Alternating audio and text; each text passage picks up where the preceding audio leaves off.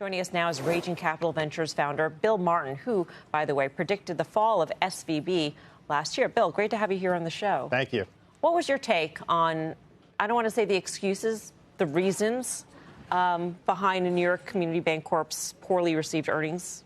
Well, I woke up this morning thinking I was going to go long the stock. You know, it's been such a forgiving market that I was tempted to go long. But, digging in, it's a mess. It's a real mess. What stood out to you? Because it seemed like there were things that they were citing in their call that people should have known about, or they should have known about, namely the two loans that were the primary reasons for the write-downs, and then also, the interest rate environment, which is not necessarily a surprise, and, having to increase the reserves because of regulatory scrutiny. All those things seem like you could have forecasted that a little bit better. Yeah, I mean, it's just been a forgiving market. The banks have all bounced. Investors have kind of forgotten about a lot of the issues we had last year. But rewinding, NYCB had issues, early last year, and you saw regulators and the FDIC step in, and actually that signature purchase really was of low-cost deposits to, in some sense, I wouldn't call it a bailout, but to shore up NYCB's balance sheet and their lending situation. So there was a lot on the call that just didn't make sense, as you're talking about. First of all, that they opened the presentation with their accomplishments for the quarter, or for the year, I guess it was. I still really don't understand what made them change their classification on these two loans. How big are they? What was the problem? They talked about non-accruals, but valuation. One's income, one's valuation. I didn't understand what they were saying. Yeah, I mean, I think bank managements like to try to whistle past the graveyard if they can, and everyone's been trying to pretend that there aren't credit issues out there, and the commercial lending issues are slow, but they're there, and they're starting to ripen.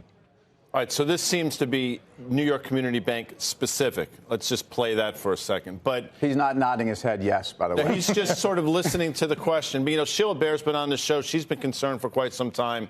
It was almost a year ago where we saw three different banks over the course of a couple of weeks. Is this the beginning of something, or is this completely isolated? Well, look, cycles take time. And the issue all these banks have been dealing with over the last year is net interest margin compression and funding cost pressures. And so I think what you saw today was actually New York. They had a lot of continued pressures on funding. And the amount they drew on the Federal Home Loan Bank spiked again. And so they're still dealing with the same issues the industry's been dealing with over the past year. I think what short sellers like myself are focused on moving forward is when does the credit shoe drop? And that's been slow so far. But so back to, is it New York Community Bank or the KRE, which obviously got hammered? Now, it's a big weighting. You can probably do the math, and a lot of it's there. But I'm looking at a Jeffries note, and they use the term idiosyncratic characteristics. But some of those idiosyncratic dynamics, including a meaningful commercial real estate exposure in the loan mix, 60% of loans, they're not alone on that stuff. So in other words, yes, and the New York area's at least got some concentration issues, but also the rapid growth of their bank through acquisition. And it also puts them in a different regulatory spotlight, which means maybe we know more about them than we might have, a couple of years ago. I just think, and maybe, you've said this, you used the term whistling past the graveyard. I don't know if you're saying that's going on right now.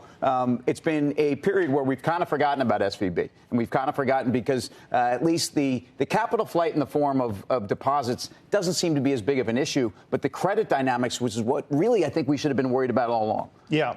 Well, in 2008, the banks we focused on the short side were banks that aggressively grew their lending book, particularly in the residential and construction areas. And, those were really the hallmarks of the banks that ran into the biggest issues. And I think when you look at banks that have really aggressively grown their commercial lending books this cycle, and NYCB is a great example of that. They bought a significant mortgage originator at the top, and they bought a lot of rent-controlled loans from Signature here. They are banks that are going to face issues. However, it's just been a great environment for the economy. The government's been spending a lot of money, and so the consumer's held up and the economy's held up, and that's pushed that down the road. And commercial loans have longer lease terms, and they just take time to ripen. So I think this is an issue that investors are going to be focused on this year. Cycles take time. It's not going to be an overnight issue, but I just think it's kind of an untouchable area for investors, and a lot of these stocks have bounced, 50, 100% off their lows from last year. You do have two shorts, though, right? Macerich and Ocean First.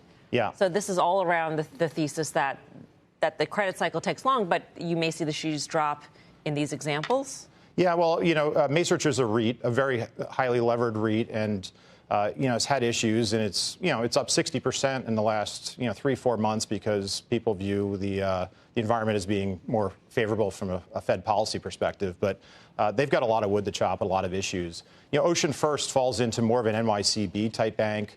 Valley's another tri-state local bank. These are banks that had a lot of multifamily exposure, aggressively grew their commercial lending books, and we haven't seen the credit shoe drop yet, but it's going to be an interesting year for them.